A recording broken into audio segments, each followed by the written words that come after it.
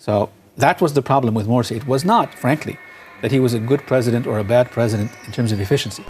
If that was the case, we would have waited 3-4 years.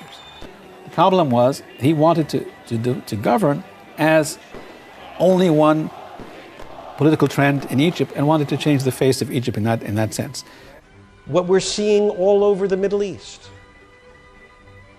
that the liberals, the moderates, the people who wear ties, the people who know about civil rights, the people who talk about democracy, they brought people into the streets when this first started.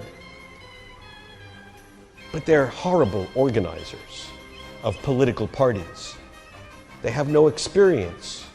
They don't know how to talk to the masses. Morsi was elected through a democratic process. He did not, however, govern democratically. The essence of democracy is inclusiveness.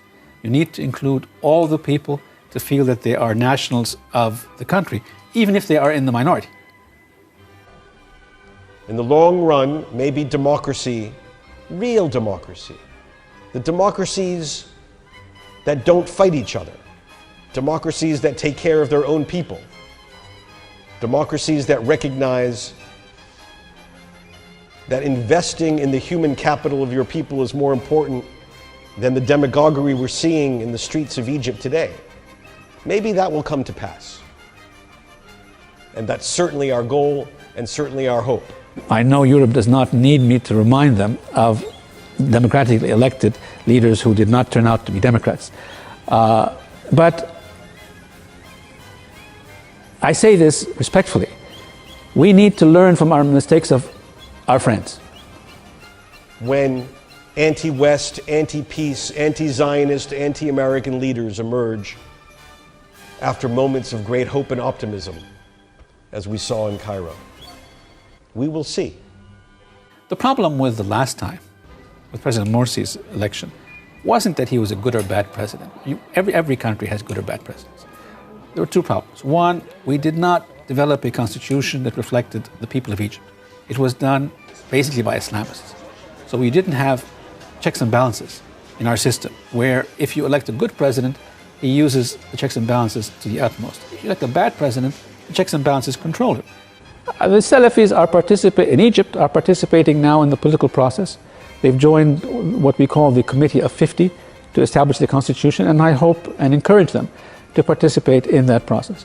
I would urge the Brotherhood to do the same, because I think the Salafis, by joining, understand that if you want to participate in determining the future, you have to compromise with other Egyptians who have other points of view.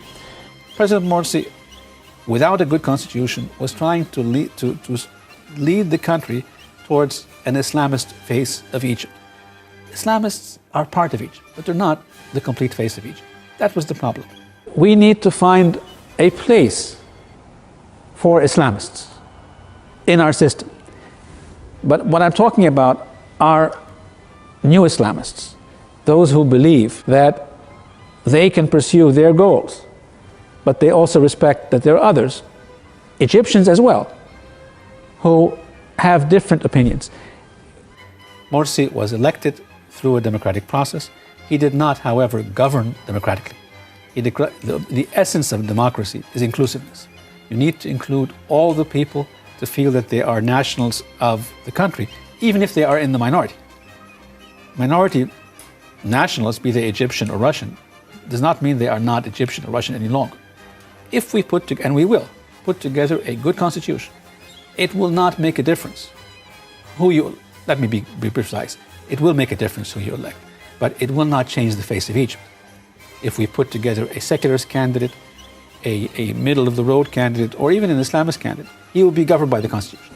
Is the purpose of your government to succeed in eradicating what we call political Islam and become an example for some other Arabic countries? Yes and no, or yes with a caveat. Egypt's leading role in the Middle East is always based on its intellectual value added. It hasn't been based on money for a long period of time.